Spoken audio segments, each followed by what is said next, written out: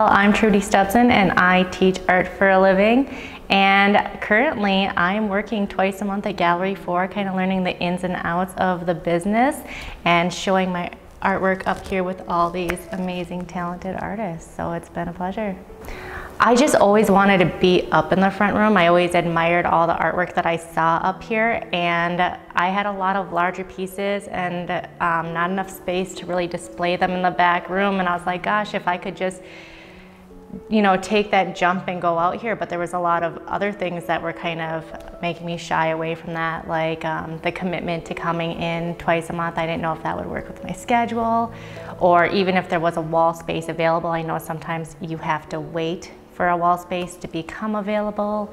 And it was kind of intimidating also, because I was seeing all these amazing artists and I was like, do I even get to be up here with with this group? Is my stuff worthy of being out here with some of the artwork I was seeing? So I don't know, it was kind of scary. I think my artwork is vibrant. I like my colors to kind of glow, so I put a lot of time layering. There's a lot of layers in my artwork. I love working with color. Color is probably something that I'm a little bit obsessed with. You'll notice a lot of color in my pieces. I seem to really like green and yellow. I go through more yellow than any other color. I tend to go towards things that make me happy. I like to really get lost in like my own world when I do it. Kind of painting the world around me, working from my own references. And it's kind of fun to interact with the customers, and you know, they like to ask questions about the artwork, and seeing their faces light up when they look at certain pieces and how they talk about the artwork when they look at it. You really get a feel for what the community is looking for. It can be a little bit intimidating, especially if you're not used to showing your artwork publicly.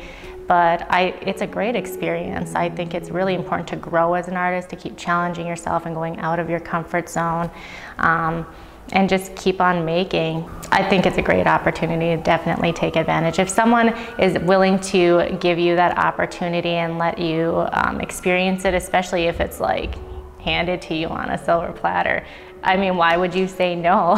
That doesn't make any sense to me.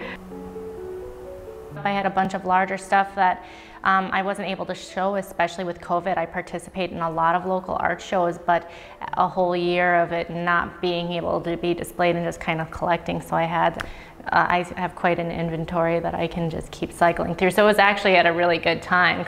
I have an amazing mother-in-law.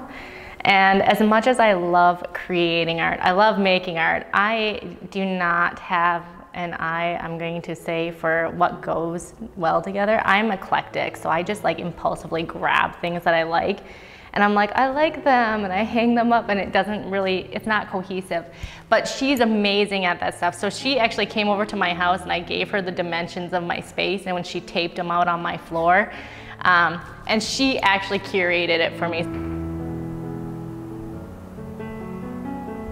Okay, so when you go to art school, they're always like, you should definitely take business and marketing classes with your art degree. And you keep hearing this, but you're like, my art will stand and speak for itself. I wish that was true. You really do have to interact with people, and I think that's why this is also important, to be able to interact with people, because people don't just buy art because it's beautiful. They buy art to support the artist. And if you're interacting with people, people are going to support you, not just because they love your art. There's lots of beautiful art out there, but also because they like that it's going to someone that they respect and admire, or maybe had a good experience with. I think there is definitely a lot of marketing and business that is involved with it, and I think that's the really tricky part, because it's easy, I think, to just sit and go in your own world and make art. It's tough to figure out how to get it out there and who to get it to.